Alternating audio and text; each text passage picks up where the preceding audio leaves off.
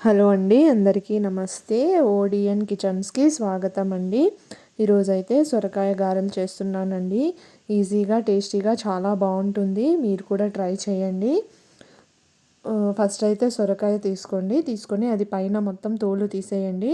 కొంచెం మందంగా ఉంటుంది కదండి, కాబట్టి ఆ తోలు అనేది తీసేసి కొంచెం గింజలు కూడా కొంచెం పెద్దవిగా అనిపిస్తే, కొంచెం ముదిరినట్టు అనిపిస్తే తీసేయండి, లేతగా ఉంటే ఉంచేయండి.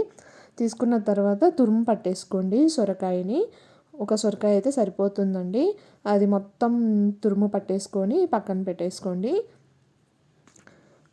చూడండి, పక్కన పెట్టేసుకున్న తర్వాత కొన్ని పచ్చిమిర్చి కట్ చేసుకొని పక్కన పెట్టేసుకోండి. కొంచెం కరివేపాకు, ఆనియన్, కొత్తిమీర ఇవన్నీ కట్ చేసుకొని పక్కన పెట్టేసుకోండి. చూడండి, కొత్తిమీర కూడా వేసుకోండి. కరివేపాకు, కొత్తిమీర, ఆనియన్ ఇవన్నీ కట్ చేసుకొని పక్కన పెట్టేసుకోండి. ఇప్పుడు మనం తురుము పట్టేసుకున్న సొరకాయ మిశ్రమం ఉంది కదండి, దానిలోకి వేసుకోండి. ఆనియన్, కరివేపాకు, పచ్చిమిర్చి వేసుకోండి. చూడండి, ఆనియన్ ముక్కలు, పచ్చిమిర్చి ముక్కలు, కరివేపాకు ఇవన్నీ వేసుకోండి. నేను పచ్చిమిర్చి లేకపోతే కారం వేసుకోండి. నేనైతే పచ్చిమిర్చి లేదని నేను కారం వేసుకున్నానండి. రెండు కూడా వేసుకోవచ్చు. ఒక 2 పచ్చిమిర్చి వేసుకోండి, కొంచెం కారం కూడా వేసుకోండి. తర్వాత కొంచెం జీలకర్ర వేసుకోండి. చూడండి, కొంచెం కొత్తిమీర కూడా కట్ చేసి వేసుకోండి. ఆ తర్వాత కొంచెం బియ్యపిండి, ఒక 3 స్పూన్లు అయితే బియ్యపిండి వేసుకోండి. మనం ఇంకా దీంట్లో సాల్ట్ కూడా కొంచెం వేసుకోండి. తర్వాత అల్లం వెల్లుల్లి పేస్ట్ ఉంటే అల్లం వెల్లుల్లి పేస్ట్ కూడా కొంచెం వేసుకోండి.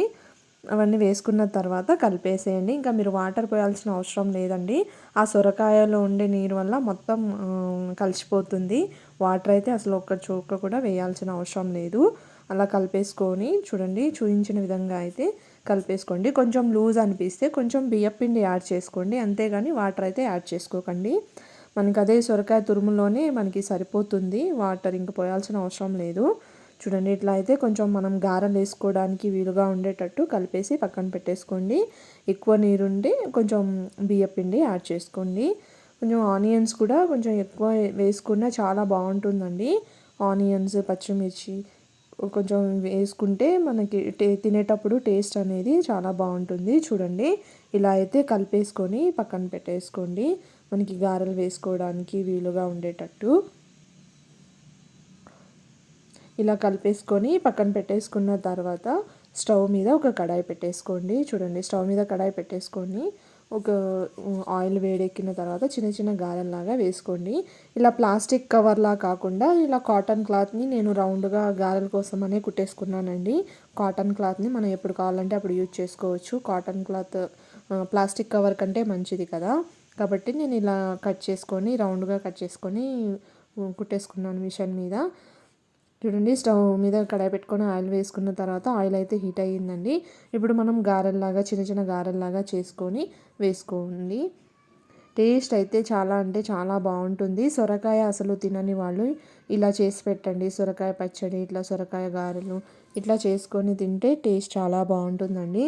చూడండి, ఇట్లా అన్ని చిన్న చిన్న గారెల్లాగా చేసుకొని వదిలేసుకోండి. 2 సైడ్ బ్రౌన్ కలర్ వచ్చిన తర్వాత తీసి సర్వ్ చేసుకోండి. మీరు దీన్ని పకోడీల్లా, సొరకాయ పకోడీల్లా కూడా వేసుకోవచ్చు అండి. వడల్లా చేసుకోవచ్చు, గారెల్లా చేసుకోవచ్చు ఇదే పిండితో. చూడండి, ఇట్లా కాటన్ క్లాత్తో ఇంకా నేనేం వాటర్ తడపట్లేదండి. ఆ క్లాత్ని ఒకసారి వాష్ చేసుకున్నాను అంతే. చాలా ఈజీగా వచ్చేస్తాయండి. ప్లాస్టిక్ కవర్ వాడకుండా ఇలా ట్రై చేయండి ఒకసారి. చూడండి, ఇట్లా గారెలు చేసుకున్న తర్వాత 2 సైడ్ బ్రౌన్ కలర్ వచ్చిన తర్వాత సర్వ్ చేసుకోండి. మీరు వేడివేడిగా తింటే బాగుంటుందండి. ఇట్లా చట్నీ లేకుండా కూడా తినొచ్చు, పల్లి చట్నీతో అయినా సర్వ్ చేసుకోవచ్చు, ఎలా అయినా తినొచ్చండి. టేస్ట్ ఎలా తిన్నా టేస్ట్ అయితే చాలా బాగుంటుంది. మీరు కూడా ట్రై చేయండి, ఎలా ఉందో కామెంట్ చేయండి. ప్లీజ్ నా యూట్యూబ్ ఛానల్ని సబ్స్క్రైబ్ చేసుకోండి. నచ్చితే లైక్ చేయండి, షేర్ చేయండి, సబ్స్క్రైబ్ చేసుకోండి. Thanks for watching.